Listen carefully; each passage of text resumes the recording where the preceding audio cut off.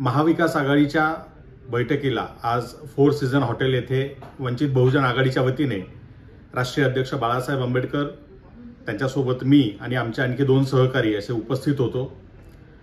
आज या बैठकीमध्ये जे गेल्या वेळेपासून काही मुद्दे अचर्चित राहिलेले आहेत ते मुद्दे पुढे आणण्याचा प्रयत्न झाला, मात्र त्या मुद्द्यांवर आजच्याही बैठकीमध्ये कुठलीही चर्चा होऊ शकलेली नाहीये।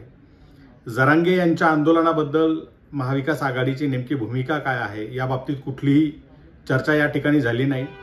मागच्या वेळेला आम्ही दिलेल्या अजेंडापैकी एक महत्त्वाचा अजेंडा होता की आपण 15 ओबीसी उमेदवार 48 पैकी दिले पाहिजेत।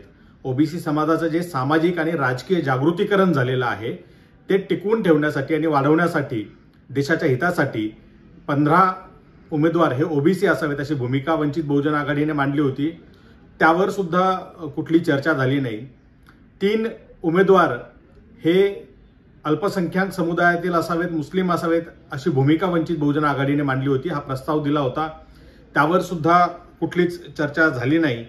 आणि ज्या भाजपला हरवण्यासाठी ही महाविकास आघाडी एकत्र येऊन लढत आहे, बीजेपीच्या हुकुमशाही विरोधात लढत आहे, त्यामुळे या महाविकास आघाडीचा भाग असलेला कुठलाही पक्ष हा भाजपसोबत निवडणुकीच्या आधी किंवा निवडणुकीच्या नंतर कुठल्याही प्रकारे समझोता करणार नाही, युती आघाडी करणार नाही असं लेखी आश्वासन आपण सगळ्यांनी दिलं पाहिजे।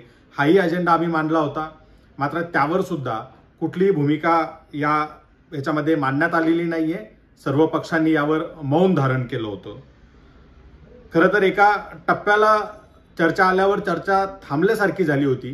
त्या ठिकाणी जेवणाचा ब्रेक झाला आणि जेवत असताना बाळासाहेबांनी त्या ठिकाणी काही मुद्द्यांना हात घातलेला आहे। एक वाक्य बाळासाहेबांचं खूप महत्त्वाचं होतं जे मला खरं तर खूप मनाला लागलं। बाळासाहेब म्हणाले की मी आघाडीसोबत आहे, पण मला असं वाटतं की आघाडीच माझ्यासोबत नाहीये। ही अतिशय म्हणजे मनाला लागणारी गोष्ट होती। बाळासाहेबांनी ही आघाडी व्हावी आणि ती शेवटपर्यंत टिकून राहावी, भाजपचा पराभव या आघाडीने करावा यासाठी म्हणून बाळासाहेब म्हणाले की हवं असेल तर माझी अकोल्याची जागा मी द्यायला तयार आहे, मात्र तुम्ही काहीतरी बोला आणि तोडगा काढा, आपण पुढे जाऊ। पहिल्या बैठकीपासून महाविकास आघाडीच्या पक्षांना वंचित बहुजन आघाडीचे प्रतिनिधी विचारत आहेत की तुम्ही आम्हाला काय देणार आहात, कुठल्या जागा देणार आहात, किती जागा देणार आहात ते आम्हाला सांगा, म्हणजे आम्हाला त्यावर चर्चा करता येईल। मात्र अद्याप आजच्या बैठकीपर्यंत सुद्धा कुठलीही जागा किंवा आकड्याच्या संदर्भात चर्चा करण्यात आली नाही, आम्हाला ते सांगण्यात आलेलं नाहीये। त्यामुळे हे सगळे राहिलेले अजेंडे आणि जागेच्या संदर्भात पुन्हा वेळ मागून घेतलेला आहे आणि पुढच्या आठवड्यामध्ये आपण पुन्हा बसून चर्चा करू असं त्यांच्या वतीने सांगण्यात आलेलं आहे। आता कदाचित पुढच्या बैठकीत यापेक्षा काहीतरी नवचित्र असेल आणि बदल घडेल अशी अपेक्षा या ठिकाणी आम्हाला आहे।